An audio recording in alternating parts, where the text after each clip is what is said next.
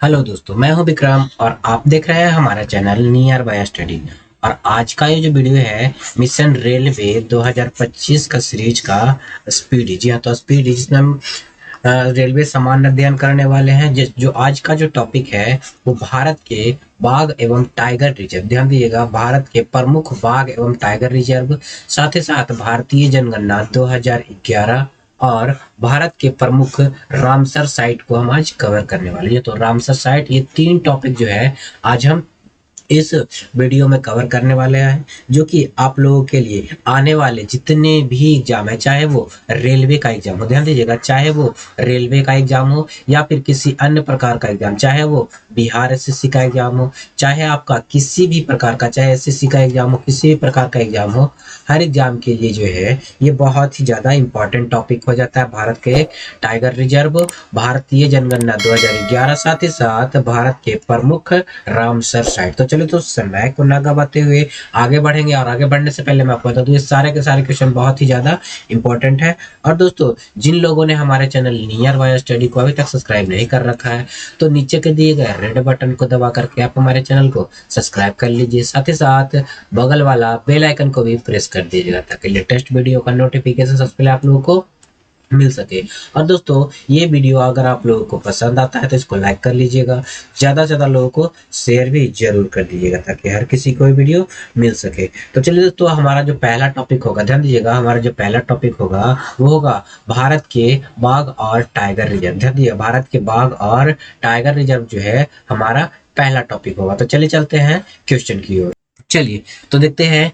ध्यान दीजिएगा कि रानीपुर, ध्यान दीजिए, रानीपुर टाइगर रिजर्व जो कि 54वां टाइगर रिजर्व है, वो कहाँ स्थित है? तो ये जो है उत्तर प्रदेश में स्थित। ध्यान दीजिएगा, रानीपुर टाइगर रिजर्व जो कि उत्तर प्रदेश में स्थित है। कहाँ स्थित है? उत्तर प्रदेश में, जो कि भारत का 54वां टाइगर रिजर्व हो जाता है। अगला प्रश्न है मानस। ध्यान दीजिएगा, मानस, नामेरी, काजीरंगा, ओरंग। ध्यान दीजिएगा, Manas tiger reserve, Nameri tiger reserve, Kaziranga tiger reserve, Orang tiger reserve, ये सब कहाँ स्थित है? तो ये जो है आपके असम में देखने को मिल जाता है। कहाँ देखने को मिल जाता है? असम में देखने को मिल जाता है। हमारा अगला प्रश्न है नाम दफा। ध्यान दीजिएगा, नाम दफा, पक्के और कामलांग। ध्यान दीजिएगा, ये तीनों जो है, नाम दफा, पक्के और कामलांग जो है टाइगर रिजर्व कहाँ देखने को मिल जाता है? तो ये जो है अरुणाचल प्रदेश में देखने को मिल जाता है। कहाँ देखने को मिलेगा आपको? तो ये जो है अरुणाचल प्रदेश में। कहाँ? अरुणाचल प्रदेश में नाम दफा, पक्के, कामलांग, ये तीनों के तीनों जो है अरुणाचल प्रदेश में हो जाता है। उसके बाद है अर्जुन, ध्यान दीजिएगा, नागा अर्जुन सागर, श्री सैलम। ध्यान दीजिएगा, नागा अर्जुन सागर और श्री सैलम जो है ये टाइगर रिजर्व कहाँ देखने को मिलेगा? तो आपको आंध्र प्रदेश में देखने को मिल जाता है, जो कि आप लोगों के लिए इंपॉर्टेंट साबित होने वाला है। नागार्जुन सागर तो हमारे एग्जाम से बार बार लगातार ही दोहराए जाते हैं। आगे है वाल्मीकि टाइगर रिजर्व। ध्यान दीजिएगा, वाल्मीकि टाइगर रिजर्व जो कि बिहार का एकमात्र टाइगर रिजर्व है, वो आपको बिहार में देखने को मिल जाएगा। क्या है? वाल्मीकि टाइगर रिजर्व हो जाता है। अगला प्रश्न है क्या कहा जा रहा है? इंद्रावती। क्या? इंद्रावती और अचन कमार। ध्यान दीजिएगा, अचन कमार टाइगर रिजर्व जो है आपको कहाँ देखने को मिल जाता है? तो ये जो है छत्तीसगढ़ में। कहाँ? छत्तीसगढ़ में ये देखने को मिल जाता है। आगे है उदंती। ध्यान दीजिएगा, उदंती सीता नदी। ध्यान दीजिए, उदंती और सीता नदी जो है टाइगर रिजर्व कहाँ देखने को मिलता है? तो ये जो है ये भी आपको छत्तीसगढ़ में देखने को मिल जाता है। गुरु घासीदास। ध्यान दीजिएगा, गुरु घासीदास जो कि 53वां टाइगर रिजर्व है। क्या है? 53वां टाइगर रिजर्व है। गुरु घासीदास कहाँ देखने को मिलता है? तो ये जो है आपको ये भी छत्तीसगढ़ में देखने को मिल जाता है। यानी गुरु घासीदास टाइगर रिजर्व जो है वो आपको कहाँ देखने को मिलेगा? तो छत्तीसगढ़ में देखने को मिल जाएगा। उसके बाद है पलामू। तो पलामू टाइगर रिजर्व आपको कहाँ देखने को मिलेगा? तो पलामू शहर जो है आपको कहाँ? झारखंड में है। तो इसीलिए ये जो है पलामू टाइगर रिजर्व झारखंड में देखने को मिल जाता है। उसके बाद है दंपा। ध्यान दीजिए, दंपा टाइगर रिजर्व जो है कहाँ देखने को मिलता है? तो ये मिजोरम में। कहाँ? मिजोरम में जो है दंपा टाइगर रिजर्व जो है देखने को मिल जाता है। उसके बाद जो है क्या कहा जा रहा है? रणथंभौर। ध्यान दीजिएगा, रणथंभौर जो कि one of the most important हो जाता है। सरिस्का और मुकुंदरा हिल्स। ध्यान दिए, तीनों के तीनों जो है बहुत ज्यादा इंपॉर्टेंट है। Ranthambore, Sariska, Mukundra hills tiger reserve जो है ये तीनों कहाँ देखने को मिल जाता है? तो ये आपको राजस्थान में देखने देखने को मिल जाता है। इसके अलावा रामगढ़ विषधारी, ध्यान दीजिएगा, रामगढ़ विषधारी जो कि 52वां टाइगर रिजर्व है, क्या है, 52वां टाइगर रिजर्व है, वो कहाँ देखने को मिलेगा, तो राजस्थान में देखने को मिल जाएगा। ध्यान दीजिए, रामगढ़ विषधारी कहाँ है, तो राजस्थान में देखने को मिल जाता है। उसके बाद है बांदीपुर, ध्यान दीजिएगा, बांदीपुर, भद्रा और नागरहोल, ध्यान दीजिए, तीनों के तीनों इंपॉर्टेंट है। बांदीपुर, भद्रा, नागरहोल टाइगर रिजर्व जो है ये कहाँ देखने को मिलता है, तो ये आपको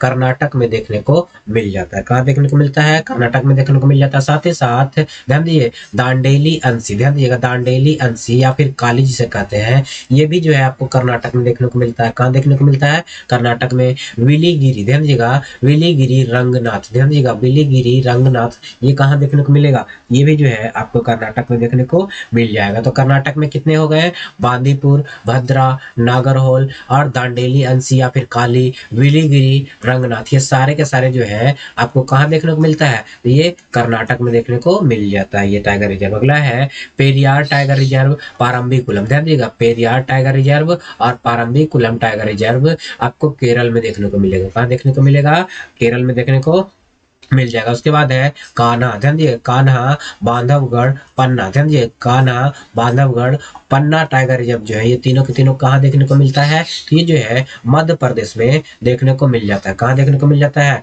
मध्य प्रदेश में देखने को मिल जाता है। उसके बाद है इंदिरा प्रियदर्शनी, ध्यान दीजिएगा, इंदिरा प्रियदर्शनी पेंच टाइगर रिजर्व कहाँ है, तो ये आपको मध्य प्रदेश में देखने को मिलता है। उसके बाद जो है आपका सतपुड़ा है, कौन सा है, सतपुड़ा, संजय दुबरी, ध्यान दीजिए, सतपुड़ा और संजय दुबरी कहाँ देखने को मिलता है टाइगर रिजर्व, तो ये सतपुड़ा और संजय दुबरी जो है आपको मध्य प्रदेश में टाइगर रिजर्व देखने को मिल जाता है। उसके बाद आगे बढ़ते हैं, क्या है हमारा, तो मेलघाट, क्या है, मेलघाट, पेंच, सह्याद्री, बोर, ध्यान दीजिएगा, मेलघाट, पेंच, सह्याद्री और बोर टाइगर रिजर्व आपको कहाँ देखने को मिलता है, तो ये चारों के चारों जो है महाराष्ट्र में है। कहाँ है, महाराष्ट्र में। साथ ही साथ तांडोबा अंधेरी, ध्यान दीजिएगा, तांडोबा अंधेरी, नावे गांव नागजीरा, ध्यान दीजिएगा, नावेगांव नागजीरा टाइगर रिजर्व, ये भी जो है आपको महाराष्ट्र में ही देखने को मिल जाता है। उसके बाद है दुधवा, ध्यान दीजिएगा, दुधवा टाइगर रिजर्व, ये जो है बहुत ज्यादा इंपॉर्टेंट है।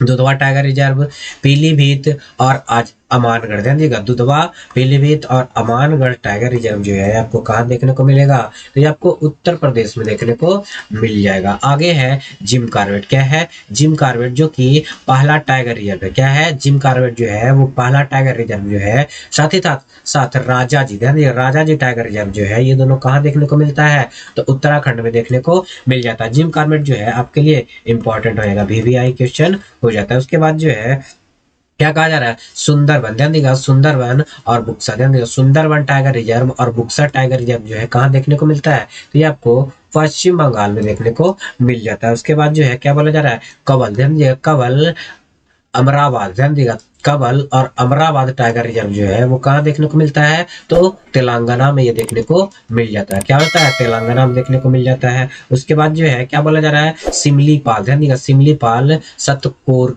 कोसिया, ध्यान दीजिए, सिमलीपाल और सतकोसिया टाइगर रिजर्व जो है आपको कहाँ देखने को मिल जाता है, तो ये जो है उड़ीसा में आपको देखने को मिल जाएगा। उसके बाद जो है आपको क्या है, कालकट, ध्यान दीजिए, कालकट, मुदन थुरई, ध्यान दीजिए, कालकड, मुदनथुरई, अन्नामलाई, ये तीनों के तीनों भी जो है तमिलनाडु में देखने को मिल जाता है। कहाँ देखने को मिल जाएगा, तमिलनाडु में। उसके बाद मुदुमलाई, क्या है, मुदुमलाई, सत्यमंगलम, ध्यान दीजिएगा, सत्यमंगलम जो है बहुत ही इंपॉर्टेंट हो जाता है। सत्यमंगलम टाइगर रिजर्व आपको कहाँ देखने को मिल जाएगा, तो तमिलनाडु में देखने को मिल जाएगा। कहाँ मिलेगा, तमिलनाडु में देखने को मिल जाएगा। उसके बाद जो है श्रीविल्लुर, ध्यान दीजिएगा कि क्या है, श्रीविल्लीपुथूर मेघामलाई, ध्यान दीजिएगा, श्रीविल्लीपुथूर मेघामलाई जो कि 51वां टाइगर रिजर्व है। कहाँ देखने को मिलेगा आपको, तो ये जो है आपको तमिलनाडु में देखने को मिल जाएगा। कहाँ देखने को मिलेगा, तमिलनाडु में देखने को मिल जाएगा। अब जो हम देखेंगे इसी से रिलेटेड कुछ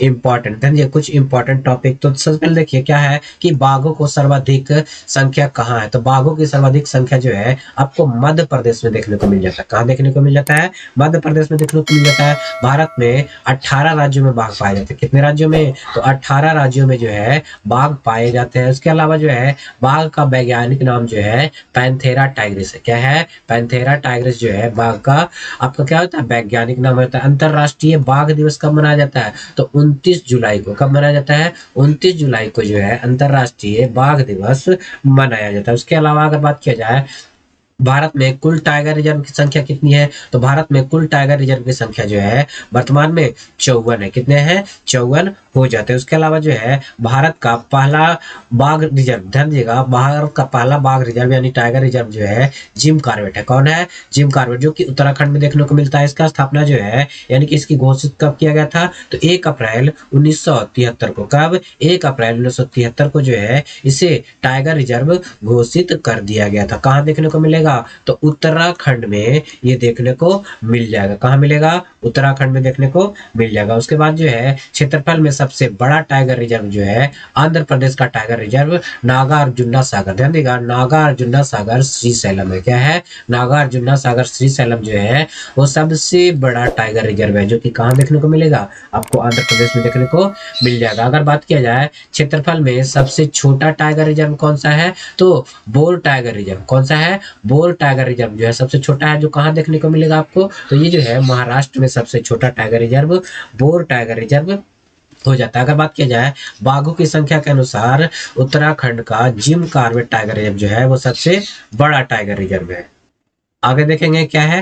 कैलाश, ध्यान दीजिएगा, कैलाश साखला, ध्यान दीजिए, कैलाश साखला को ध्यान दीजिएगा टाइगर मैन ऑफ इंडिया कहा जाता है। क्या कहा जाता है? कैलाश सांखला को जो है टाइगर मैन ऑफ इंडिया के नाम से जाना जाता है, जो आप लोग के लिए बहुत ही ज्यादा इंपॉर्टेंट है। तो चलिए देखते हैं हम।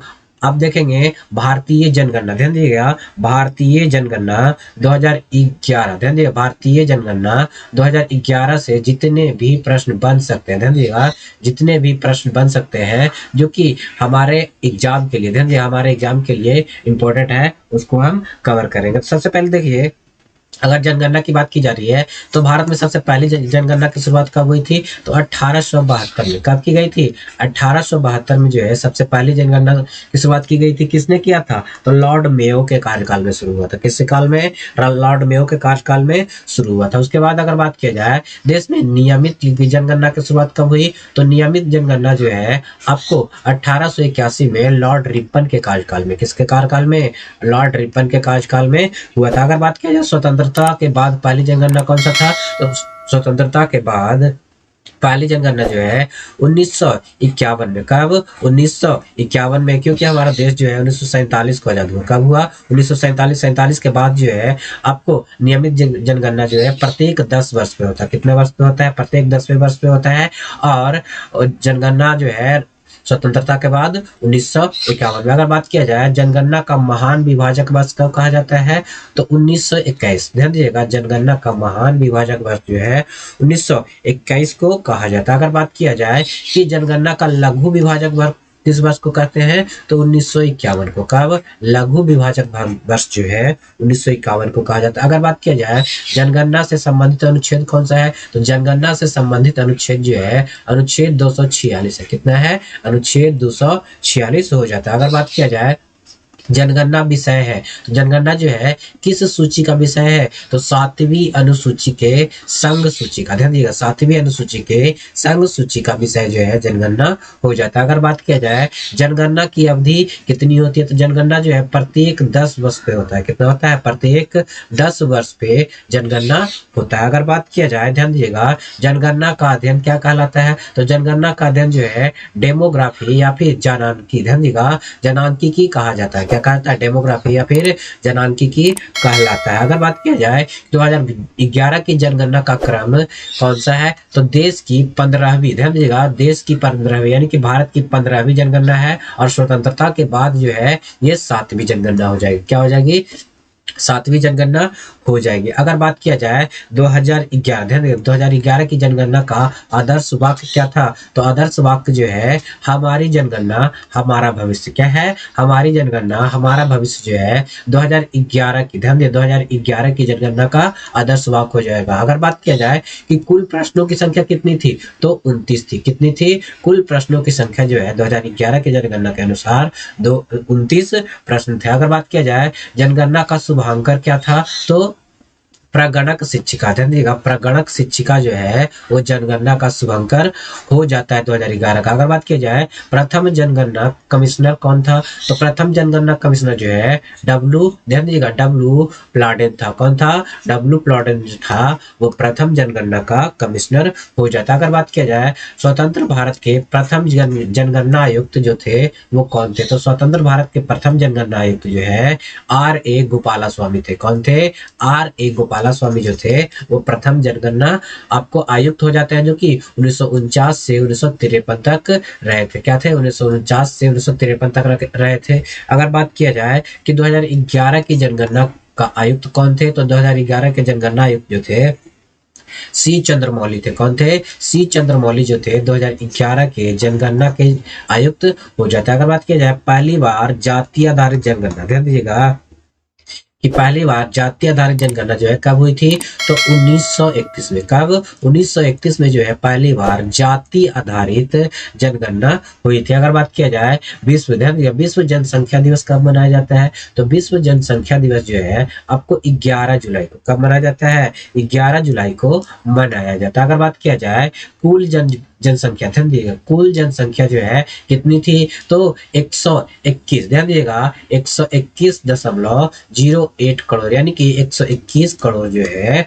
आपका क्या होता है 2011 के अनुसार हो जाता है। अभी लेटेस्ट जनगणना के अनुसार यानी कि 2021 के जनगणना के अनुसार लगभग 1 यानी कि 150 करोड़ के आसपास, ध्यान दीजिएगा 150 करोड़ के आसपास जो है भारत की जनसंख्या हो गई है। ध्यान दीजिएगा जो कि विश्व में सबसे ज्यादा जनसंख्या हो जाता है। आगे बढ़ते हैं, अगला जो है हमारा क्या बोला जा रहा है, भारत में विश्व जनसंख्या का भाग। ध्यान दीजिएगा भारत में विश्व जनसंख्या का भाग कितना है, तो 17.5, ध्यान दीजिएगा 17.5% जो है विश्व जनसंख्या के अनुसार भारत का भाग हो जाता है। अगर बात किया जाए पुरुष जनसंख्या भारत में कितना है, तो पुरुष जनसंख्या जो है वो 62.32 करोड़, ध्यान दीजिएगा 62.32 करोड़, यानी कि लगभग 51.47% जो है वो पुरुष जनसंख्या हो जाता है। वहीं अगर महिला की बात की जाए तो 58.75 करोड़, यानी कि 48.53% जो है वो महिला जनसंख्या हो जाता है। अगर बात किया जाए दासकीय वृद्धि दर कितनी थी, तो दासकीय वृद्धि दर जो है वो कितनी है, तो 70, ध्यान दीजिएगा 70.7 जो है दासकीय वृद्धि दर है, और वार्षिक वृद्धि दर जो है 1.64 है। कितना है? 1.64 हो जाता है। अगर बात किया जाए कुल साक्षरता दर जो है भारत की कितनी है, 73%। कितना है? 73% जो है 2011 के जनगणना के अनुसार हो जाता है। अगर बात किया जाए पुरुष साक्षरता दर जो है 2011 के अनुसार कितना है, 2011 के अनुसार पुरुष साक्षरता दर जो है 80%, यानी कि आपको 80 पॉइंट कितना 9% होता है, यानी कि 80.9% जो है पुरुष साक्षरता दर है, जहाँ महिला साक्षरता दर जो है 64.6% है। क्या है? 64.6% जो है महिला साक्षरता दर हो जाता है। अगर वही देखा जाए कि लिंगानुपात की अगर बात किया जाए तो 943, देखिएगा 943 महिलाएं जो है प्रति 1000 पुरुष पे हो जाता है। कितने हो जाता है? 943 महिलाएं प्रति 1000 पुरुष पे देखने को मिल जाता है आपका सेक्स रेशियो, यानी कि लिंगानुपात। अगर बात की जाए शिशु लिंगानुपात की बात की जाए 0 से लेकर 6 वर्ष तक, तो 919 है। कितना है? 919 जो है वो शिशु लिंगानुपात देखने को मिल जाता है 2011 के जनगणना के अनुसार। उसके बाद अगर बात किया जाए जनसंख्या घनत्व जो है भारत का कितना है, तो 382 व्यक्ति प्रति वर्ग किलोमीटर। क्या है? 382 व्यक्ति प्रति वर्ग किलोमीटर जो है जनसंख्या घनत्व भारत का 2011 की जनगणना के अनुसार हो जाता है। सर्वाधिक लिंगानुपात जो है वो केरल में देखने को मिलता है। कहाँ देखने को मिलता है? केरल में देखने को मिलता है, जो कि 1084, ध्यान देगा, 1084 पुरुष प्रति 1000 महिलाओं पे हो जाता है। सॉरी, 1084 महिलाएं प्रति 1000 पुरुष पे हो जाता है। वहीं सबसे कम लिंगानुपात जो है हरियाणा में देखने को मिलता है। कहाँ देखने को मिलता है? हरियाणा में, जो कि 879 है। अगला प्रश्न जो है, अगला जो है कहा जा रहा है सर्वाधिक केंद्र शासित प्रदेश में लिंगानुपात कहाँ देखने को मिलता है? तो पुदुचेरी में। कहाँ? पुदुचेरी में। सबसे कम लिंगानुपात जो है किस केंद्र शासित प्रदेश में? तो दमन द्वीप में देखने को मिला था 2011 के जनगणना के अनुसार। अगर बात की जाए सर्वाधिक जनसंख्या घनत्व जो है 2011 में कहाँ था? तो बिहार में। कितना था? 1106। कितना था? 1106 जो है वो सर्वाधिक जनसंख्या घनत्व रिकॉर्ड किया गया था 2011 में। अगर सबसे कम जनसंख्या की बात की जाए तो अरुणाचल प्रदेश में। कहाँ? अरुणाचल प्रदेश में सबसे कम जनसंख्या घनत्व देखने को मिला था। अगर केंद्र शासित प्रदेश की बात की जाए तो सर्वाधिक जो है जनसंख्या घनत्व दिल्ली में, और सबसे कम जनसंख्या घनत्व जो है वो कहाँ देखने को मिला था? तो अंडमान निकोबार में। कहाँ? अंडमान निकोबार में देखने को मिला था सबसे कम जनसंख्या घनत्व। अगर बात किया जाए सर्वाधिक जनसंख्या जो है किस राज्य में था 2011 के अनुसार? तो 2011 के अनुसार सबसे अधिक जनसंख्या जो है उत्तर प्रदेश में। कहाँ? उत्तर प्रदेश में देखने को मिला था, जो कि 19.98 करोड़, यानी कि 19.98 करोड़ जो है वहां की जनसंख्या थी। अगला प्रश्न जो है न्यूनतम जनसंख्या कहाँ का मिला था? तो आपको कहाँ देखने को मिला था? सिक्किम में। कहाँ? सिक्किम में, जो कि आपको 6 लाख यानी कि 6.11 लाख जो है देखने को मिला था। अगला अगर बात की जाए सर्वाधिक केंद्र शासित प्रदेश की जनसंख्या कहाँ थी? तो आपको दिल्ली में सर्वाधिक देखने को मिला था केंद्र शासित प्रदेश में। अगर सबसे कम केंद्र शासित प्रदेश की बात की जाए तो लक्षद्वीप में जो है सबसे कम जनसंख्या देखने को मिला था। अगर बात किया जाए एकमात्र राज्य जहां जनसंख्या घटी थी तो कहाँ घटी थी? तो नागालैंड में जो है 2011 के जनगणना के अनुसार जो है वो जनसंख्या क्या हुई थी? घटी थी। अगर सर्वाधिक साक्षरता दर की बात की जाए तो केरल में जो है सर्वाधिक साक्षरता दर देखने को मिला था, जो कि कितना था? 94%। कितना था? 94% था। अगर बात किया जाए सबसे कम साक्षरता दर, ध्यान देगा, सबसे कम साक्षरता दर कहाँ? तो बिहार में देखने को मिला था, जो कि आपको कितना है? आपको 61 पॉइंट कितना 8% हो जाता। अगर न्यूनतम महिला साक्षरता दर की बात की जाए तो बिहार में ही सबसे कम महिला साक्षरता दर था। कितना था? 51.5% हो जाता है। अगर बात की जाए सर्वाधिक केंद्र शासित प्रदेश की साक्षरता देखी जाए तो लक्षद्वीप में जो है सर्वाधिक साक्षरता दर मिला था। अगर बात की जाए न्यूनतम आपको केंद्र शासित प्रदेश में साक्षरता, तो दादर नगर हवेली में जो है आपको कम मिला था, सर्वाधिक लक्षद्वीप में मिला था। अगर बात की जाए अधिक जनसंख्या वाला जिला कौन सा था? तो थाने, जो कि महाराष्ट्र का एक जिला है। क्या है? महाराष्ट्र का एक जिला है थाने, जो कि सर्वाधिक जनसंख्या वहां देखने को मिला था जिला में। अगर सबसे कम जनसंख्या वाला जिला की बात की जाए तो दिबांग घाटी। क्या है? दिबांग घाटी, जो कि अरुणाचल प्रदेश में हो जाता है। अगर बात की जाए अधिक जिले वाला राज्य कौन सा है? तो सबसे अधिक जिला वाला राज्य जो है उत्तर प्रदेश है। क्या है? उत्तर प्रदेश है, जो कि कितना हो जाता है? 75। ध्यान देगा, 75 जो है वो 2011 के जनगणना के अनुसार जो है वो क्या हो जाता है? जिला हो जाता है, जो आप लोगों के लिए हर एग्जाम के लिए बहुत ही ज्यादा इंपॉर्टेंट है। एक ना एक क्वेश्चन जो है हमारे जनगणना से आपको पूछ लिया जाता है। तो चलो, तो चलते हैं अगले टॉपिक की ओर। तो हमारा अगला टॉपिक जो है, ध्यान दीजिएगा, अगला टॉपिक जो है वो आप लोगों के लिए बहुत ही ज्यादा इंपॉर्टेंट है। क्या है? बहुत ही ज्यादा इंपॉर्टेंट है। तो अगला टॉपिक हमारा क्या है? भारत के प्रमुख रामसर साइट है। क्या है? रामसर साइट जो है वो हो जाते हैं। तो सबसे पहले देखते हैं, सबसे पहले क्या बोला जा रहा है?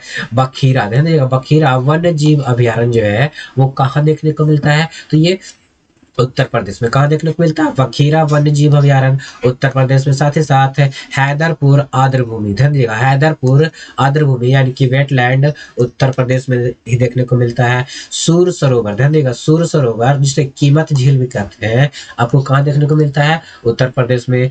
नवाबगंज पक्षी अभयारण्य कहाँ देखने को मिलता है? उत्तर प्रदेश में। पर्वती, ध्यान दीजिएगा, पर्वती आरंग पक्षी अभयारण्य कहाँ देखने को मिलता है? उत्तर प्रदेश में। समन, ध्यान दीजिएगा, समन पक्षी अभयारण्य कहाँ देखने को मिलता है? उत्तर प्रदेश में। कहाँ? और समसपुर पक्षी अभयारण्य कहाँ देखने को मिलता है? उत्तर प्रदेश में। सांडी पक्षी अभयारण्य कहाँ देखने को मिलता है? उत्तर प्रदेश में। और सरसई नावर झील, ध्यान दीजिएगा, सरसई नावर झील कहाँ देखने को मिलता है? उत्तर प्रदेश में। यानी कि ये सारे के सारे जो है रामसर साइट कहाँ देखने को मिलता है? उत्तर प्रदेश में। एक बार फिर से देखेंगे, वखीरा वन्य जीव अभयारण्य, हैदरपुर आर्द्र भूमि, सूर सरोवर जिसे कीमत झील कहते हैं, नवाबगंज पक्षी अभयारण्य, पर्वती आरंग पक्षी अभयारण्य, समन पक्षी अभयारण्य, समस्तपुर पक्षी अभयारण्य, संडी पक्षी अभयारण्य और सरसई नावर झील, ये सारे के सारे उत्तर प्रदेश में देखने को मिल जाते हैं। तो आगे की ओर बढ़ते हैं। हमारा अगला जो है विंडवास, ध्यान दीजिएगा, विंडवास वन्य जीव अभयारण्य कहाँ देखने को मिलता है? तो ये आपको हरियाणा में। कहाँ? विंडवास वन्य जीव अभयारण्य हरियाणा में देखने को मिलता है। सुल्तानपुर राष्ट्रीय उद्यान, क्या नाम है? सुल्तानपुर राष्ट्रीय उद्यान जो है वो कहाँ है? तो ये भी जो है आपको हरियाणा में देखने को मिल जाता है। अगर बात किया जाए खिजड़िया पक्षी अभयारण्य, ध्यान दीजिएगा, खिजड़िया पक्षी अभयारण्य जो है वो कहाँ है? तो खिजड़िया पक्षी अभयारण्य गुजरात में देखने को मिल जाता है। कहाँ देखने को मिलता है? खिजड़िया पक्षी अभयारण्य गुजरात में देखने को मिल जाता है। थोल झील, ध्यान देगा, थोल झील वन्य जीव अभयारण्य कहाँ देखने को मिलता है? थोल जीव वन्य जीव अभयारण्य जो है कहाँ देखने को मिलता है? तो गुजरात में ये भी देखने को मिल जाता है। अगर बात किया जाए बांधवाना, ध्यान दीजिएगा, बांधवाना आर्द्र भूमि कहाँ देखने को मिलता है? तो गुजरात में देखने को मिलता है। कहाँ देखने को मिलता है? गुजरात में देखने को मिल जाता है। अगर बात किया जाए नल सरोवर पक्षी अभयारण्य, क्या है? नल सरोवर पक्षी अभयारण्य कहाँ देखने को मिलता है?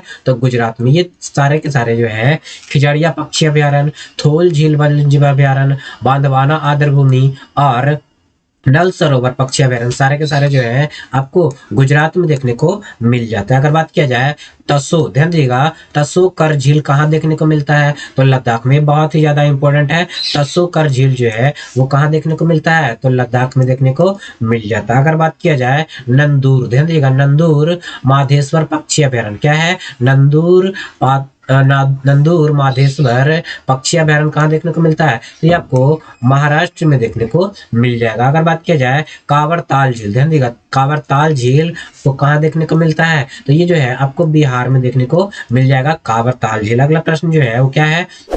तो आसन सर्व संरक्षण रिजर्व, ध्यान दीजिएगा, आसन संरक्षण रिजर्व जो है आपको कहाँ देखने को मिलेगा? तो ये जो है आपको उत्तराखंड में देखने को मिल जाएगा। अगर बात किया जाए नांगल वन्य जीव अभयारण्य, क्या है? नांगल वन्य जीव अभयारण्य जो है वो कहाँ देखने को मिलेगा? तो ये जो है आपको पंजाब में देखने को मिल जाएगा। अगर बात किया जाए कि केशवपुरा, क्या? केशवपुरा मियाँ समुदाय आरक्षित, ध्यान दीजिएगा, केशवपुरा मियाँ समुदाय आरक्षित क्षेत्र जो है वो कहाँ देखने को मिलेगा? ये जो है आपको पंजाब में देखने को मिल जाएगा। आगे है कंजली झील, ध्यान दीजिएगा, कंजली झील जो है वो कहाँ है? तो कंजली झील जो है आपको पंजाब में देखने को मिल जाएगा। अगर बात किया जाए सुंदरवन डेल्टा, क्या है? सुंदरवन डेल्टा क्षेत्र कहाँ देखने को मिलता है? तो ये जो है पश्चिम बंगाल में देखने को मिलता है। कहाँ देखने को मिलता है? पश्चिम बंगाल में देखने को मिल जाता है। अगर बात किया जाए रुद्र सागर झील, क्या है? रुद्र सागर झील जो है वो कहाँ अवस्थित है? तो ये जो है त्रिपुरा में अवस्थित हो जाता है। अगर बात किया जाए कि सुरिनसर, ध्यान दीजिएगा, सुरिनसर और मानसर झील, ध्यान दीजिएगा, सुरिनसर और मानसर झील जो है वो कहाँ देखने को मिलता है? तो ये जो है जम्मू कश्मीर में। कहाँ देखने को मिलता है? जम्मू कश्मीर में सुरिनसर और मानसर झील देखने को मिल जाता है। उसके बाद है होकेरा, ध्यान दीजिएगा, होकेरा वेटलैंड जो है वो कहाँ देखने को मिलता है? तो ये जो है जम्मू कश्मीर में। क्या? होकेरा वेटलैंड जो है वो कहाँ देखने को मिलता है? तो जम्मू कश्मीर में देखने को मिल जाता है। उसके बाद है रेणुका वेटलैंड, क्या है? रेणुका वेटलैंड जो है वो कहाँ देखने को मिलता है? तो हिमाचल प्रदेश में। कहाँ? रेणुका वेटलैंड जो है वो हिमाचल प्रदेश में देखने को मिल जाता है। अगर बात किया जाए चंदेर टल, ध्यान दीजिएगा, चंदेर टल वेटलैंड, ध्यान दीजिएगा, चंदेर टल वेटलैंड जो है वो कहाँ देखने को मिलता है? तो हिमाचल प्रदेश में। कहाँ? चंदेर टल वेटलैंड जो है वो आपको हिमाचल प्रदेश में देखने को मिल जाएगा। अगर बात किया जाए पॉइंट, ध्यान दीजिएगा, पॉइंट किलीमेरो, ध्यान दीजिएगा, कैलीमेरो अभयारण्य कहाँ स्थित है? तो ये जो है आपको तमिलनाडु में देखने को मिल जाएगा। अगर बात किया जाए भीतरकनिका, ध्यान दीजिएगा, भीतरकनिका मैंग्रोव वन जो है वो कहाँ है? तो भीतरकनिका मैंग्रोव वन जो है उड़ीसा में स्थित है। कहाँ स्थित है? भीतरकनिका मैंग्रोव जो है उड़ीसा में देखने को मिल जाता है। अगर बात किया जाए भोज वेटलैंड, क्या है? भोज वेटलैंड जो है वो कहाँ देखने को मिलता है? तो आपको मध्य प्रदेश में भोज वेटलैंड देखने को मिल जाता है। अगर बात किया जाए वेम्बनाड कोल, ध्यान दीजिएगा, वेम्बनाड कोल आर्द्र भूमि कहाँ स्थित है? तो वेम्बनाड कोल आर्द्र भूमि जो है वो केरल में आपको देखने को मिल जाएगा। कहाँ देखने को मिल जाएगा? केरल में देखने को मिल जाएगा। अगर बात किया जाए सस्थम कोटा झील, ध्यान देगा, सष्टम कोटा झील और अष्टमुड़ी झील कहाँ देखने को मिलता है, तो ये आपको केरल में देखने को मिल जाएगा। अगर बात किया जाए दीपोर बिल, ध्यान देगा, दीपोर बिल कहाँ देखने को मिलता है, तो दीपोर बिल जो है वो आपको असम में देखने को मिल जाता है। अब देखिए कुछ इंपॉर्टेंट फैक्ट, अगर बात किया जाए भारत में कुल रामसर साइट की संख्या कितनी है, तो 75 है। कितना है, कुल 75 हो जाता है। अगर 75वां की बात की जाए तो सालबुंग, देखिए सालबुंग आर्द्र भूमि रिजर्व है। क्या है, सालबुंग आर्द्र भूमि रिजर्व जो है वो हो जाता है 75वां, जो कि कहाँ देखने को मिलेगा, आपको जम्मू कश्मीर में देखने को मिलेगा। सर्वाधिक रामसर साइट कहाँ है, तो तमिलनाडु में, जो कि 14 है। कितना है, 14 टाइगर रिजर्व जो है वो आपका हो जाता है। सर्वाधिक आर्द्र भूमि वाला क्षेत्र कौन सा है, तो सर्वाधिक आर्द्र भूमि वाला क्षेत्र की बात की जाए तो क्या हो जाएगा, गुजरात। अगर संख्या की बात की जाए तो तमिलनाडु में जो कि 14 है, क्षेत्र की बात की जाए तो गुजरात हो जाएगा। अगर बात किया जाए भारत का सबसे बड़ा आर्द्र भूमि कौन सा है, तो भारत का सबसे बड़ा आर्द्र भूमि जो है वो सुंदरबन हो जाता है। अगर बात किया जाए विश्व आर्द्र भूमि दिवस कब मनाया जाता है, तो विश्व आर्द्र भूमि दिवस 2 फरवरी को मनाया जाता है। कब मनाया जाता है, विश्व आर्द्र भूमि दिवस 2 फरवरी को मनाया जाता है। अगर बात किया जाए आर्द्र भूमि संरक्षण हेतु प्रथम सम्मेलन ईरान शहर में हुआ था। कहाँ हुआ था, ईरान शहर में हुआ था। जो तो ईरान शहर रामसर में हुआ था, जो कि 1971 में हुआ। कब हुआ, 1971 में हुआ था। अगर बात किया जाए भारत रामसर कन्वेंशन में, भारत रामसर कन्वेंशन में कब शामिल हुआ, तो 1 फरवरी 1982 को। कब, 1 फरवरी 1982 को जो है भारत इस रामसर कन्वेंशन में शामिल हुआ। उसके बाद अगर बात किया जाए सबसे ज्यादा आर्द्र भूमि वाला देश कौन सा है, तो सबसे ज्यादा आर्द्र भूमि वाला देश जो है वो आपको यूके हो जाता है। क्या होता है, यूके जो है वो हो जाता है। अगर बात किया जाए रामसर सूची में शामिल होने वाला पहला स्थल जो है वो कौन सा था, तो कोबोर्ग था। कौन था, कोबोर्ग प्रायद्वीप, जो कि ऑस्ट्रेलिया में स्थित है। क्या है, ऑस्ट्रेलिया में स्थित है। तो आज का ये जो था टॉपिक हमारा ये इतना ही था। तो आप लोग बताइएगा, ध्यान दीजिएगा, ये सारे के सारे प्रश्न जो है आपको रेलवे, ध्यान दीजिएगा, रेलवे, बिहार एसएससी और साथ ही साथ एसएससी और जितने भी प्रकार के एग्जाम है, सारे एग्जाम्स के लिए जो है बहुत ही ज्यादा इंपॉर्टेंट है। तो दोस्तों आप लोग बताइए कि आप लोगों को वीडियो कैसा लगा। अगर अच्छा लगा हो ये वीडियो तो इसे लाइक कर लीजिए, ज्यादातर लोगों को शेयर भी जरूर कर दीजिएगा। साथ ही साथ हमारे चैनल नियर बाय स्टडी को जरूर से जरूर सब्सक्राइब कर ले, ताकि लेटेस्ट, और साथ ही साथ बेल आइकन को भी प्रेस कर दे, ताकि लेटेस्ट वीडियो का नोटिफिकेशन आपको सबसे पहले